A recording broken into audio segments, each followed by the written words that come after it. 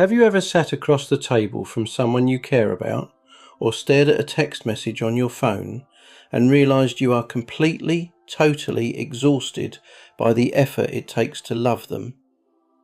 Maybe it is a spouse you have grown quietly distant from, and the space between you feels impossible to cross.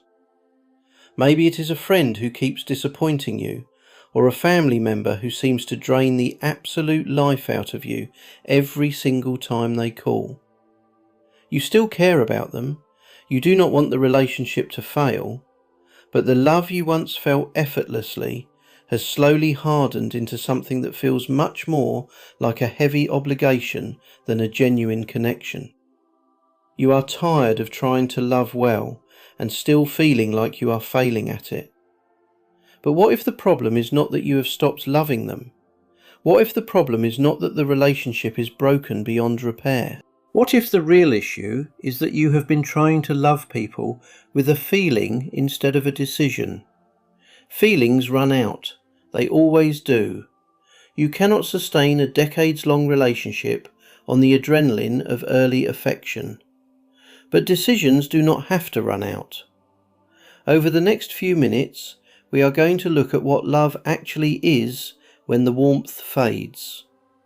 I want to show you a very specific, workable way to love the real, imperfect, and sometimes deeply frustrating people in your life without burning out, and without giving up on them or on yourself. There is a passage of scripture you have probably heard a dozen times. In fact, you have likely heard it read at almost every wedding you have ever attended. It is from the Apostle Paul's first letter to the Corinthians, chapter 13. Charity suffereth long, and is kind. Charity envieth not. Charity vaunteth not itself, is not puffed up, doth not behave itself unseemly, seeketh not her own, is not easily provoked, thinketh no evil, rejoiceth not in iniquity, but rejoiceth in the truth, beareth all things, believeth all things, hopeth all things, endureth all things. Because we usually hear those words when people are dressed in their finest clothes, surrounded by flowers, and making vows on the happiest day of their lives, we tend to think of this passage as the ultimate description of romantic bliss. But Paul did not write this to a couple of newlyweds standing at an altar. He wrote it to a church in Corinth that was bitterly, violently divided. These were people who were suing each other in public courts, arguing over who was the most spiritual, and treating the poor among them with absolute contempt. This chapter was not written for romance. It was written for conflict. It is a description of love under pressure, not love at its best. Think about two different ways we approach difficult relationships in our lives. The first person loves reactively. They give warmth when the other person gives warmth back. If they feel seen, validated, and appreciated, they are generous with their time and their words. But the moment they feel slighted or unappreciated, they pull back. They withdraw. They keep a quiet, running, internal ledger of who owes what, who apologized last, and who has been making more of an effort lately. And because of this constant accounting, they are exhausted by the sheer weight of it all. They are constantly wondering why relationships always feel like so much relentless, draining work. Now look at the second person. They are loving the exact same difficult people in the exact same difficult circumstances. But they are moving from a completely different source. They are not acting based on what they are getting back from the other person. They are operating from a decision that gets renewed every single day. They do not magically have easier relationships. They just are not controlled by them. They have stopped letting the other person's bad mood or thoughtless comment dictate their own character for the day. If you look at Paul's words in 1 Corinthians chapter 13, like an engineer unpacking a technical specification, you notice something immediately. Paul is not describing a feeling, he is writing a job description. Every single quality in this list is an action. He starts with suffereth long. That opening phrase is not an accident. Paul begins with endurance, not emotion. Real love is defined first by what it absorbs before it defines what it gives. It means absorbing repeated disappointment without immediately closing off your heart or walking out the door. Then he says, love is kind. Being kind is not about feeling a warm rush of affection for someone. It means actively choosing a generous action towards someone who may not deserve it right now. He says, love envieth not. This means intentionally releasing the comparison between what their life looks like and what your life looks like, refusing to let resentment build a home in your mind. He writes that love seeketh not her own. This means you enter an interaction where the goal is not to win the argument, and the goal is not to be validated as the one who was right all along. The goal is the health of the relationship itself. Every single quality Paul lists here is a behaviour. It is something you do before you feel it, not after. Think about a long-distance runner at mile 18 of a marathon. They do not feel good. The initial excitement of the starting line is long gone. The feeling of actually wanting to run probably left them somewhere around mile 4. Their legs are heavy, their lungs burn, and every instinct in their body is screaming at them to just stop and sit down. But they are still running. Why?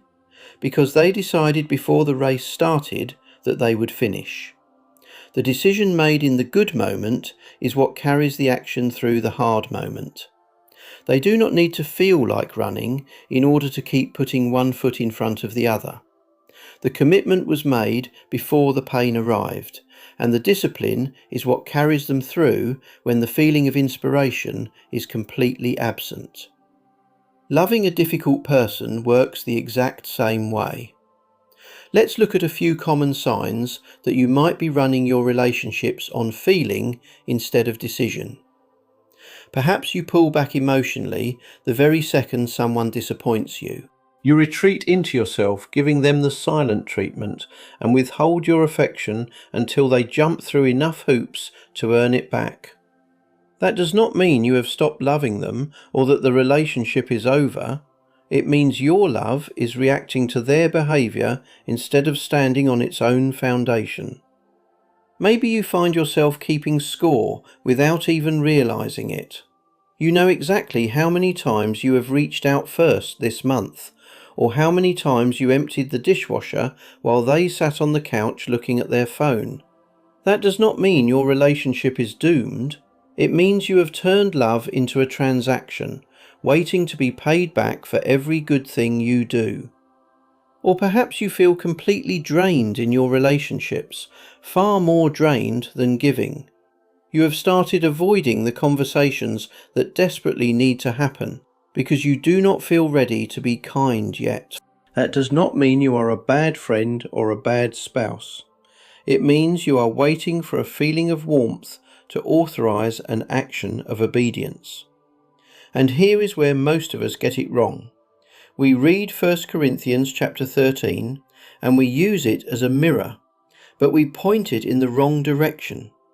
We use it to evaluate whether we are being loved well enough by the people around us.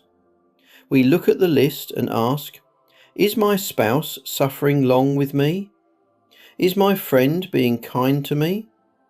Is my family member seeking not their own?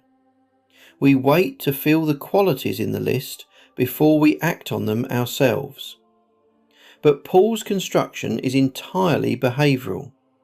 Every single item in this passage is something you do, not something you feel first. The shift we have to make isn't emotional, it's directional. You have to stop asking, do I feel loving right now?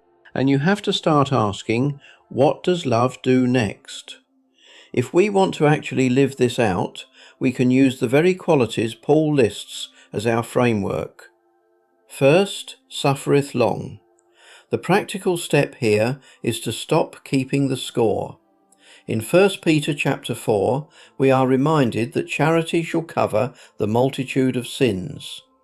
When you keep a detailed ledger of every wrong done to you, you are protecting yourself, but you are slowly starving the relationship. Today, take the mental ledger of who owes what and make the deliberate choice to drop it. Second is kind. The step is to choose one generous action before you feel like it. Ephesians chapter 4 tells us to be kind one to another, tender-hearted, forgiving one another. Kindness is a muscle. It grows when you use it under resistance. Find one small concrete way to be kind to the difficult person in your life today. Make them a cup of coffee. Send an encouraging text. Do it entirely detached from how they treated you yesterday. Third, seeketh not her own. The step here is to enter the conversation with their need in mind, not your defence. Philippians chapter 2 instructs us to look not every man on his own things, but every man also on the things of others. When a disagreement starts, our default is to aggressively defend our territory.